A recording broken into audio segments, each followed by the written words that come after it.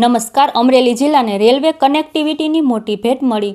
Chital railway station પર વંદે ભારત ટ્રેનને stop મળતા ઉર્જામંત્રી કૌશિક વેકરિયા અને સાંસદ ભરત સુતરિયાએ લીલી ઝંડી આપી ટ્રેનનું ભવ્ય સ્વાગત કર્યું હતું. ચિત્તલ ખાતે વંદે ભારતના સ્ટોપથી અમરેલીના મુસાફરોને અમદાવાદ અને સોમનાથ જેવા શહેરો માટે ઝડપી અને સુવિધાજનક કનેક્ટિવિટી મળશે. વેપારીઓ, વિદ્યાર્થીઓ, નોકરી ધંધાર્થીઓ તેમજ પ્રવાસીઓને પણ તેનો સીધો લાભ મળશે. વંદે ભારતના સ્ટોપને લઈને ચિત્તલ સહિત અમરેલી પંથકમાં ભારે ઉત્સાહ જોવા મળ્યો હતો.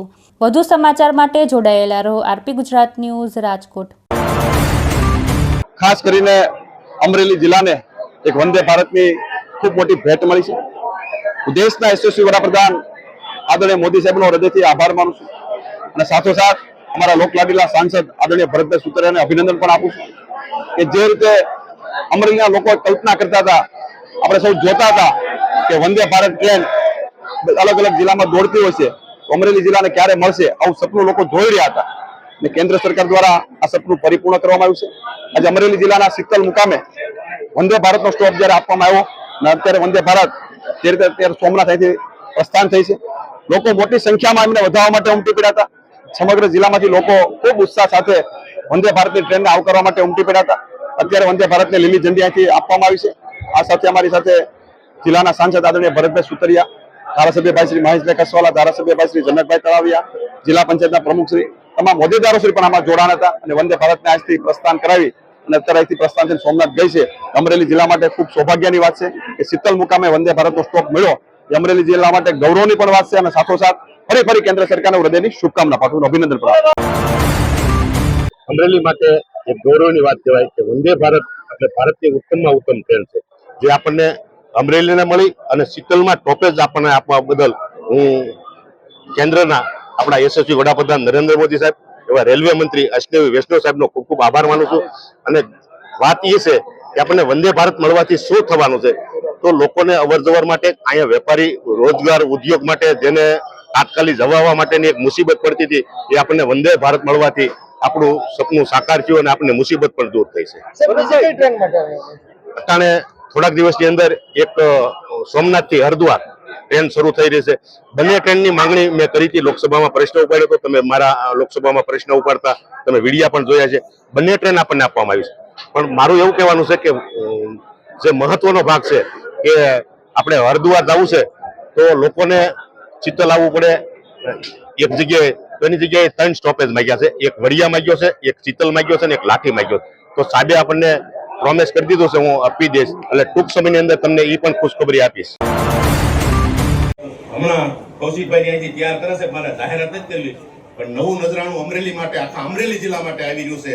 કેમ કે કૌશિકભાઈ રાજ્ય સરકાર મંજૂરી આપે એટલે કેન્દ્રનું કામ મારું છે, એટલે પછી મારે ત્યાં 5 દી બેહવાનું છે ખાલી. એટલે એ પણ અમરેલી, આખા અમરેલી માટે હવે કોઈ દી વિચાર્યું હોય એવું બધું આવવાનું છે. એરપોર્ટનું પણ અમે માંગણી મૂકી દીધી છે, નવું એરપોર્ટ બનાવવા માટે. નવું એરપોર્ટ બનાવવા માટે આનો રનવે આપણે નાનો પડે છે.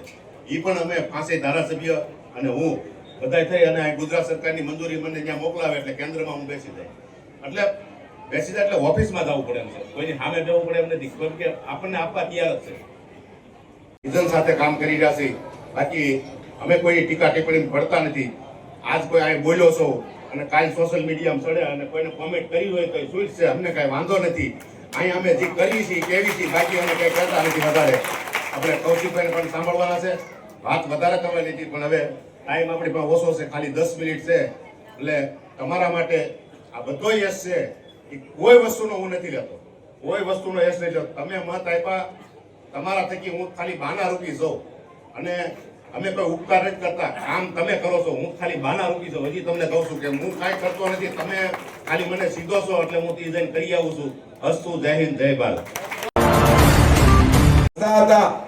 અંડરબ્રિજ બનાવવા માટેની વાત આવતી હતી. ભરતભાઈ કેન્દ્ર સરકારમાંથી 200 કરોડ રૂપિયા મંજૂર કરાવી દીધા છે. એમના ટેન્ડર પણ થઈ ગયા છે. તો ટ્રેન નીકળે આપણે 15-20 મિનિટ ઊભું રહેવું પડે એવું પણ સંસદ સભ્ય થવા દેતા નથી. એટલે અમારે તમારો આભાર માનવો પડે. 22 તારીખે કુંડલાની પણ વાત છે.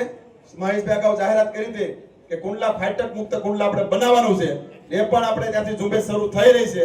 એટલે ભરતભાઈ તમને અને મહેશભાઈને પણ અભિનંદન આપું છું કે આખો જિલ્લો એ ફાઇટક મુક્ત થવા જઈ રહ્યો છે.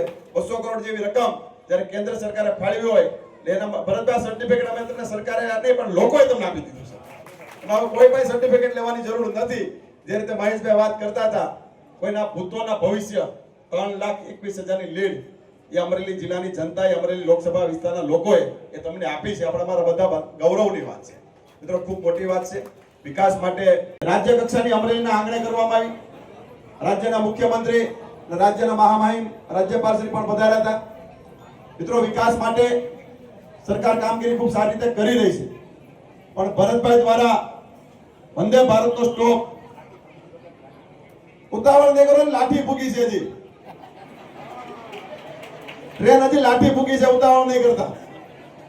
પણ વંદે ભારતનો સ્ટોપ કે અમરેલી જિલ્લામાં સ્ટોપ આપણે ક્યાં આપવો, અમે મહેશભાઈ, કલેક્ટર શ્રી, જેવીભાઈ, જનકભાઈ બધા સાથે બેઠી નક્કી કર્યું કે આપણે 70 સ્ટોપ જો આપીએ તો 70 થી બાબરા 15 થાય, આ બાજુ લાઠી 15-17 કિલોમીટર થાય, અમરેલી 14 કિલોમીટર થાય.